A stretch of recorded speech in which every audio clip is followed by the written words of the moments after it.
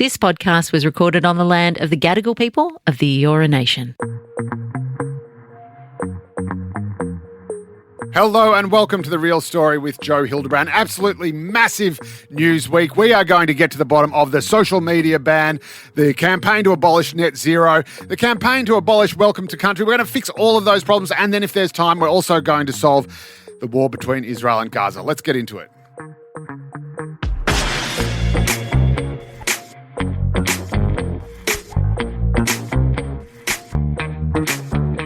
First up this week, I want to just touch on a little story that emerged over the weekend about how the Western Australian Liberal Party has decided that the key to the Libs' salvation is to abolish welcomes to country and abolish net zero as a target for reducing carbon emissions. Let's do the welcome to country thing first. Now, I think it's pretty obvious that there are just a few too many welcomes to country, a few too many acknowledgements of country, and that they probably don't do much to address actual Indigenous disadvantage. But does that mean we should abolish them? Does that mean we should declare war on them? And does that mean that mainstream Australians actually care what a mainstream political party's stance on welcomes to country or acknowledgements of country actually are? The short answer is no. And this is what the Liberal Party is getting so wrong. It gets obsessed by these culture wars that its conservative base is really energised about. And the welcomes to country, for some reason, they make them really mad. They make them angry. They upset them. And they think that they are the voice of the silent majority, that they are the voice of a seething and yet uncannily quiet mainstream suburban Australia. And the truth is, they're just not. Now, I think everyone thinks they're probably a bit tedious and tokenistic. You probably don't need an acknowledgement of country every time your plane lands. You probably don't need, as I heard during the Voice campaign, which I campaigned for, I was on the side of the Voice, but, you know, walking in a shopping centre and hearing a recorded acknowledgement of country on repeat, not sure that's really actually paying respect to anyone. If you're going to really pay respect, don't have it recorded. Have one of those guys who wears a hat who stands out front of the, you know, the $2 shop or the fruit and veg greengrocer and say, get your beautiful plums, $1 a kilo, get your beautiful plums, and we'd like to acknowledge the traditional owners of the land. Like, at least do it live if you want to pay your respects. Don't just put it on a tape like an answering machine. Anyway, but just because people think, oh, it's a bit much or it's a bit tedious, doesn't mean they hate it. And it certainly doesn't mean there's any votes in campaigning against us. And how do we know this? Well, we know because in the last week of the campaign, when a bunch of actual neo-Nazis interrupted the Anzac Day dawn service to boo the welcome to country. And you know what the coalition did with just a few days to go before the federal election? They thought, you know what? Let's jump on this. This could be the thing that turns it around for us. And there was a whole flurry of commentary and op-eds and everything saying, you know what, don't agree with these neo-Nazis interrupting the dawn service, but you've got to admit they had a point. Maybe we should get rid of welcomes to country.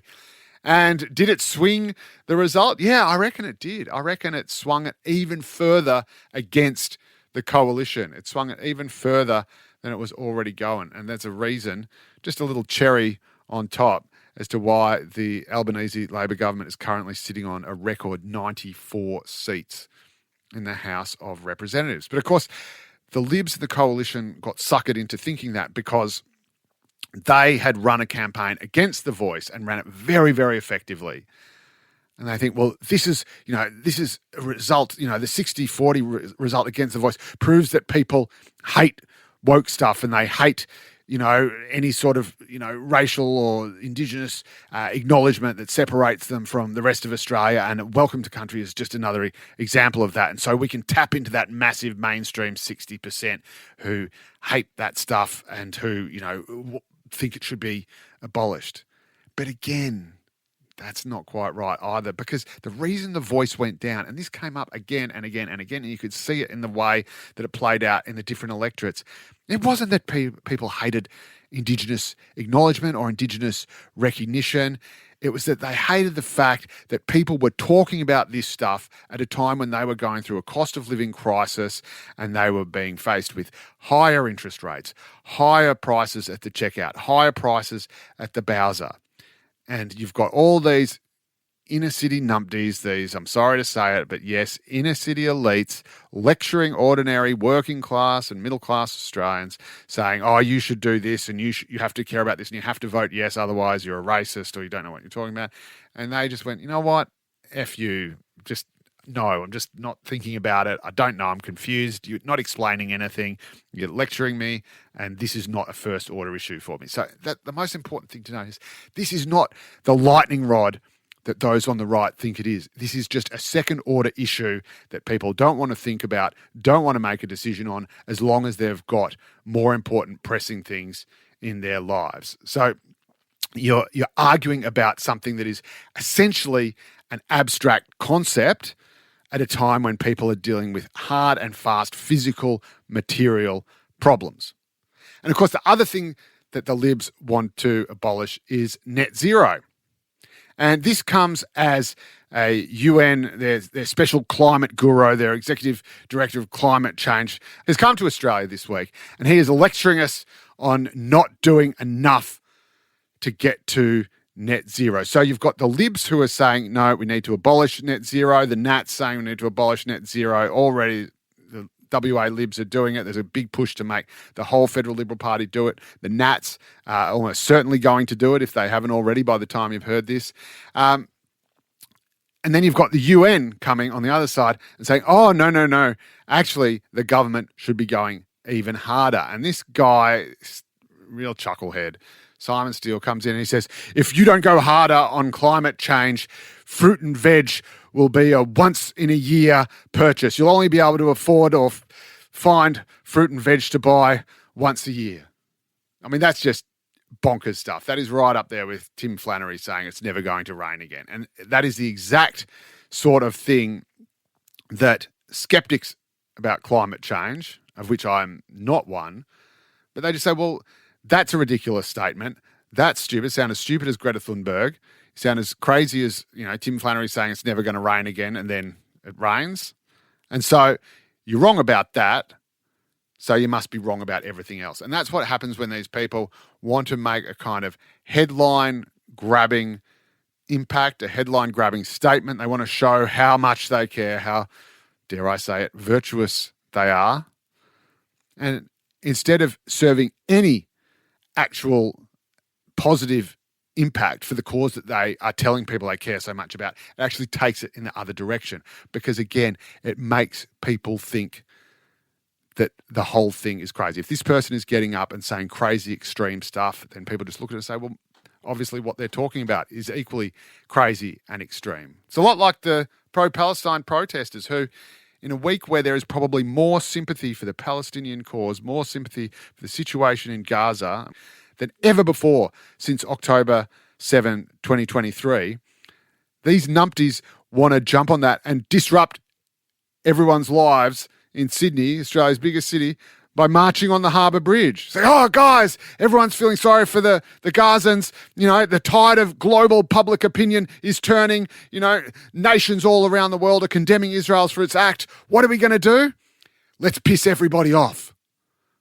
Let's piss everybody off by having a protest so we can jump up and down and say how much we care about it while they're stuck on either side of Australia's most iconic landmark and the most important piece of infrastructure in Australia's biggest city, so that everyone will look at us instead of the starving children in Gaza and see how angry we are about stuff.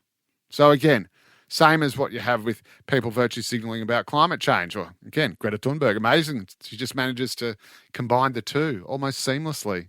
Look at me, look at how angry I am. Don't actually look at the cause. Don't actually think about ways to solve it and how you get there. And this is the thing. Our UN friend, Simon Steele, comes in here and says, you should go harder. You should go harder on net zero. Oh, thanks, mate. Why didn't we think of that? Thanks, buddy.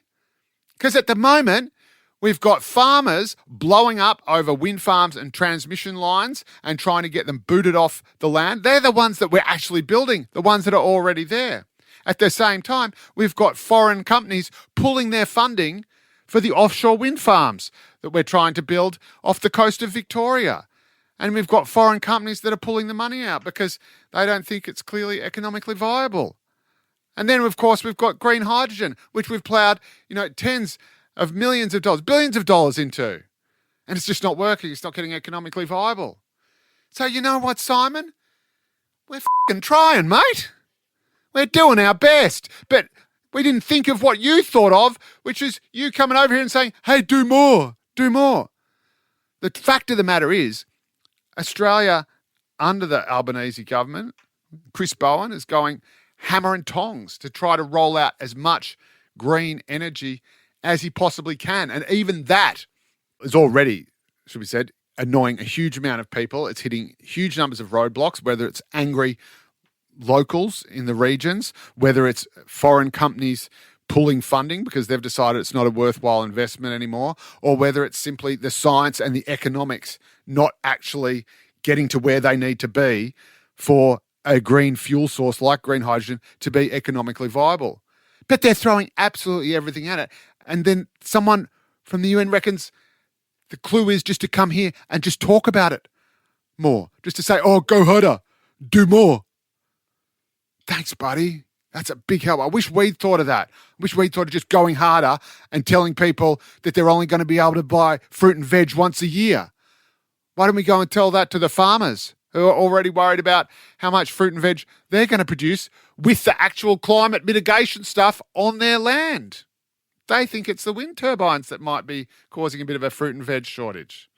I wouldn't know. I'm not a farmer. Maybe Simon could go and explain that to them.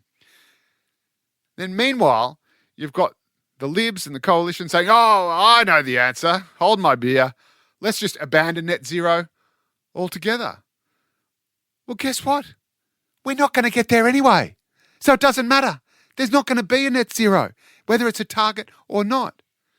Because despite all the government's best efforts, all the projections are we're just not going to reach it. So it doesn't matter if you're the hectoring Karen from the UN saying, oh, you've got to go harder, go harder, go harder, when we're going as hard and as fast as we possibly can, or whether you're the coalition saying, oh, we should just, we should not stop going for net zero. The point isn't whether you just say this dumb stuff at one end saying go more, or say this dumb stuff at the other end saying, oh, let's just give up altogether.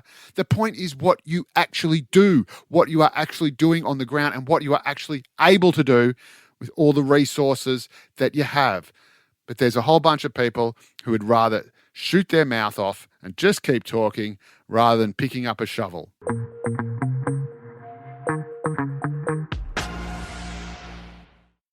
And just quickly on the other massive story of the week, it's obviously the federal government bringing YouTube into its social media ban. Now, I thought that this would be an absolutely terrible idea. And then they've rolled it out and I thought, you know what? That's actually a brilliant idea. And you know why? Because kids need YouTube. Or rather, let's put it another way. Parents need YouTube. It's stupid. There's a lot of dumb stuff on there. I don't know why watching other people play video games or rank their favourite Star Wars movies is a worthwhile use of my time. But according to my kids, it's the best thing ever. And that's great. And it's harmless and it's fun. And it, lets me do what I want and do my work when I can't be bothered parenting. And the new laws aren't actually going to affect that. And that is the beauty of it. What you don't want in social media is the social part. The media part is not the problem. It's the social part because that exposes kids to basically anyone in the world, the worst actors, the most nefarious people, or just other kids who can be cruel and mean and nasty and drive people into the ground if they're different or if they express anything that the kids think they can exploit, any kind of weakness. We all know that happens. It's called bullying. And it used to at least be confined to the playground or the schoolyard or the classroom. And now we know it's 24/7. It can happen in your bedroom when you're by yourself and all you have is a device. And so what the government's done is not actually banned kids from YouTube. It's just banned them from having YouTube accounts. So it just means they can't interact. It means that they can't post content that might come back to haunt them. It means that they can't comment and engage with other people who might seek to cause them harm either deliberately or inadvertently. But they can still watch, Dan TDM or whatever it is the kids are doing these days. They can still rank their favourite Star Wars movies as much as they want. They just can't be bullied or abused or harassed or shit-canned for doing it. And I reckon that's a pretty good thing. And that is all we have time for this week, which is a pretty good thing because we've solved just about every single problem in Australia and the rest of the world. You're welcome. If you would like to send us a message or ask us any questions, you can email therealstory@novapodcast.com.au or jump onto the gram. I'm still not banned from social media. @Joe_Hildebrand is my handle. Slide into my DMs. You can, of course, leave us a rating or a review of how wonderful we are. We're doing very well. We're very positive. I feel positive. The reviews are positive. You should be positive. And, of course, you can read me in the Daily Telegraph and other News Corp mastheads every Monday and Saturday. If that's not enough, I'll see you next week.